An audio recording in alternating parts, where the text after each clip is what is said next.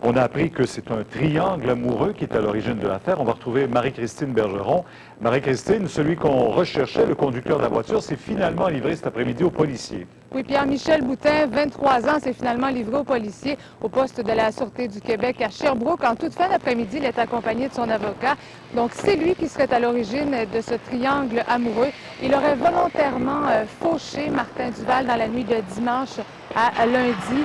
Je vous rappelle que la victime a succombé à ses blessures. Donc, les deux hommes étaient apparemment épris de la même jeune femme, Nancy Lavoie, 19 ans. Elle était assise aux côtés de Michel Boutin au moment du drame. Donc, elle est accusée cet après-midi de complicité après fait de meurtre au deuxième degré, puis également de délit de fuite ayant causé la mort. Donc, deux accusations qui pèsent contre elle. Donc, je vous reviens là-dessus avec un 18h complet, un reportage complet à 18h. Ça brise bien des vies, tout ça. Au revoir. Merci. La jeune femme présumément impliquée dans un trio infernal d'agressions sexuelles, on en parlait encore hier, elle devra passer les prochains jours derrière les barreaux. Marlène Chalfoun devrait subir son enquête sur cautionnement aujourd'hui, mais la cause a été reportée. Daniel Renaud, l'avocat de la femme, veut faire annuler les sanctions qui pèsent contre elle. Oui, exactement. Tout ça, Pierre, a été reporté à jeudi prochain, donc dans 2 jours.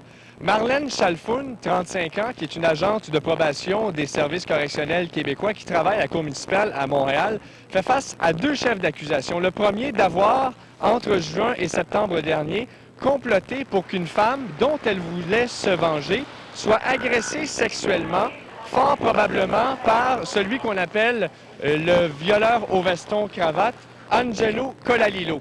Deuxième chef d'accusation, c'est qu'on l'accuse, entre juin et septembre 2002, d'avoir commis des agressions sexuelles contre des personnes pour le moment inconnues. Donc, pour son avocat, ce sont des chefs d'accusation qui sont incomplets. Il veut tout simplement les faire annuler. En principe, la cause devait procéder aujourd'hui, mais le rôle était très achalandé. Ça a été remis à jeudi. Pour son avocat, tout ça cause préjudice à sa cliente. Et d'autant plus que jeudi, ça va faire une semaine que cette dame-là a été arrêtée. Donc, on vous revient avec plus de détails à 18h. Merci. Merci, au revoir. Vous savez, Claude, on parle des numéros d'assurance sociale. On nous a toujours dit au ministère qu'on allait régler le problème parce qu'il y a 4 ans, le vérificateur général nous avait dit qu'il y en avait qui circulaient et pas mal trop. Il devait en rester quelque chose comme 300 000. Il dit, je vais faire enquête là-dessus. Ouais. Il a fait enquête aujourd'hui, il en a trouvé 5 millions. 5 millions de On rit, mais fausses- c'est pas drôle. Non, c'est absolument pas drôle parce que 5 millions de cartes, imaginez-vous. Et je peux peut-être juste vous raconter une anecdote. J'étais en Grèce cet été et il y a un serveur là-bas qui se présente à moi. Il dit, « Ah, vous avez un accent québécois. » Il me montre sa carte d'assurance sociale et sa carte d'assurance maladie. Il me dit, « Ça fait 5 ans qu'on est de retour en Grèce, mais je vais régulièrement me faire soigner au Québec. » J'ai dit, « Vous ne vous sentez pas gêné? » Et il m'a regardé d'un air hautain en me disant, « Ben, c'est comme ça que C'est je un cave. Ouais. Non, mais c'est un fait, hein. Au retour, le sombre assassin de Washington mystifie tous les corps de police américains.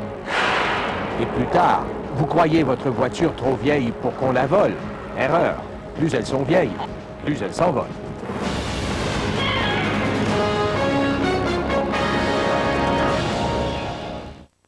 Les autorités sont sur un pied d'alerte après la tentative de meurtre d'hier sur un jeune adolescent de 13 ans. C'était la 8e victime de cet assassin qui semble choisir ses victimes au hasard dans la région de Washington. On y rejoint notre correspondant Philippe Gassot. Monsieur Gassot, faites-nous d'abord le point sur l'enquête. Je crois qu'on en a fait un nouveau aujourd'hui. Il y a une dizaine de minutes,